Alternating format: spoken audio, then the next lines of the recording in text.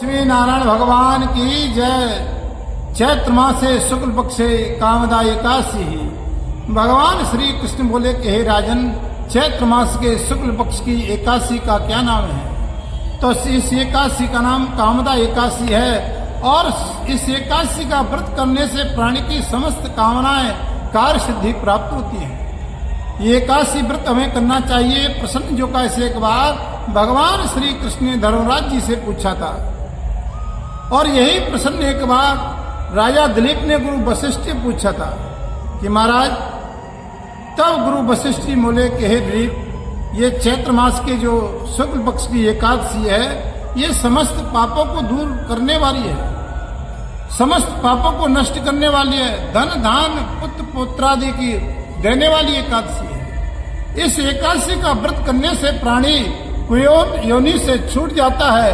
अगर पूर्व जन्म में किसी ऐसी योनि में चला जाता है, राक्षस वृत्ति की योनि में, उससे भी प्राणी की मुक्ति प्राप्त हो जाती है। प्राचीन समय में इसकी कथा आती है एकादशी की। भगवान श्री कृष्ण कहते कि हे धर्मराज, एक प्राचीन समय में एक रतनपुर नामक का नगर था और उस नगर में एक पुंडरीक नाम के राजा रहते थे। जो पुंडरीक नाम का राजा था, उस राजा के राज्य में रत्नपुर में अनेक अप्सराएं और गंधर्व गायन करते थे। उस राजा के नगर में एक ललिता नामक अप्सरा और ललित नामक गंधर्वी रहता था। महाराज, उन दोनों गंधर्वों में और उस अप्सरा में बहुत बड़ा प्रेम था। इतना देखिए, इतना बड़ा उनमें प्रेम था कि अगर वो एक दूसरे से अलग बिछुड़ जाते थे तो बड़े दुखी हो जाते थे। एक बार जब राजा अपनी सभा में पुंडरीक गायन सुन रहे थे तो ललित नामक का जो गंधर्व था, जो राजा की सभा में गायन चल रहा था, तो उसने अपनी पत्नी का उस समय ध्यान कर लिया और ध्यान करते हुए उसमें राजा की सभा में स्वर भंग हो गया। महाराज, उसी सभा में एक करकोटक नाग रहता था।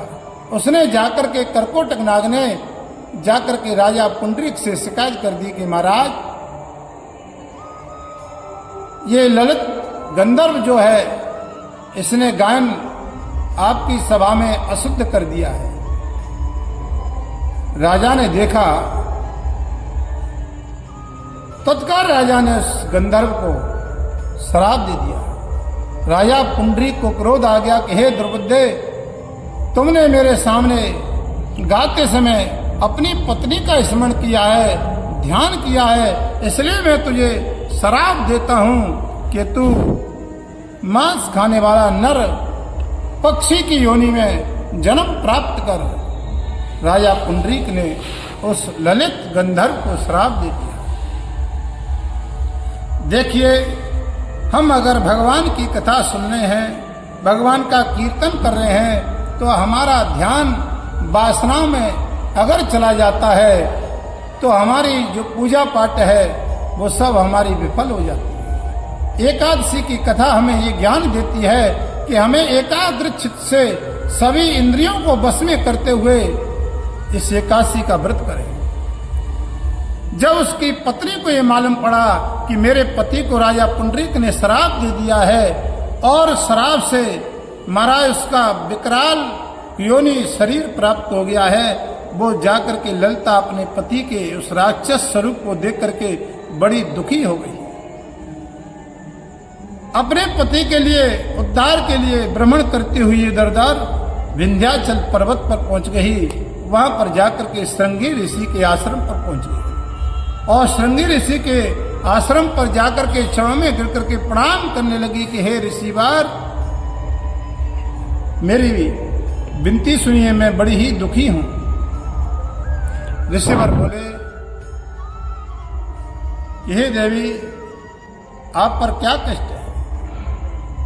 वो ललिता अप्सरा बोली कि ऋषिवर मेरे कष्ट को दूर करे।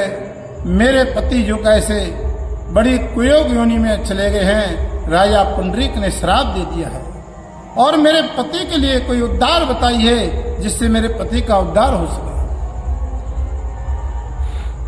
श्रृंगी ऋषि बोले कि हे दुर्बुद्धे, हे देवी अप्सरा, तू अगर अपने पति का उद्धार करना चाहती है तो मैं मात्र तेरे को एक ही उपाय बताता हूं कि चैत्र मास के शुक्ल पक्ष में कामदा एकादशी का तू व्रत कर और वो व्रत का पुण्य अपने पति को अर्पण कर दे। तेरा पति इस राक्षस योनि से मुक्त हो जाएगा। मुनि के वचन सुनकर के उस ललिता अप्सरा ने एकादशी का व्रत किया अपने पति के उद्धार के लिए। महाराज व्रत करते हुए ब्राह्मणों के समीप गई और ब्राह्मणों के समीप जाकर के अपने पति का एकादशी का व्रत अर्पण किया। उस एकादशी के व्रत के अर्पण के प्रभाव से उसका पति जो कैसे राक्षस योनि से मुक्त होकर के और अपने स्वरूप में प्राप्त होकर के विमान में बैठ करके आभूषणों से युक्त होकर के स्वर्ग को चला गया। देखिए एकादशी का प्रभाव है कि एकादशी का व्रत हम एकाग्रचित्त से मन से करते हैं। एकादशी के दिन हमें क्रोध नहीं आना चाहिए। एकादशी के दिन हमें किसी भी प्रकार से काम, क्रोध, मद, लोभ, सब और नाथ नरक के पंथ गोस्वामी जी कहते हैं। तो हम एकादशी को बड़े एकाग्रचित्त से भगवान विष्णु की पूजा करें। ओम नमो भगवते वासुदेवाय का जाप करें। उस राक्षस का भी एकादशी व्रत करने से उद्धार हो गया और स्वर्ग में विमान में बैठ करके स्वर्ग चला गया।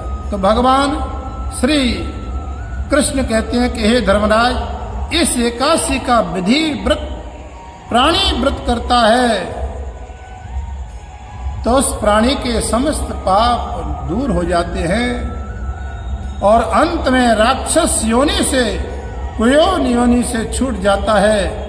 भगवान कहते संसार में एकादशी के बराबर कोई व्रत नहीं। भगवान तो यहां तक कहते हैं कि आप एकादशी की कथा, एकादशी का व्रत करते हो या नहीं करते हो, तब भी एकादशी का कथा सुनने से और कथा पढ़ने से उस प्राणी को देखिए वाजपेयी यज्ञ का फल प्राप्त होता है। जो व्रत नहीं करता है उसको भी, अगर वो एकादशी के दिन हम कथा भी सुन लेते हैं, व्रत भी नहीं करते हैं, तब भी उसे अश्वमेध यज्ञ का और वाजपेयी यज्ञ का फल प्राप्त होता है। इतना बड़ा फल एकादशी। तो एकादशी का व्रत हम बड़ी निष्ठा से करें। बोलो लक्ष्मी नारायण भगवान की, बोलो वृंदावन बिहारी लाल की जय।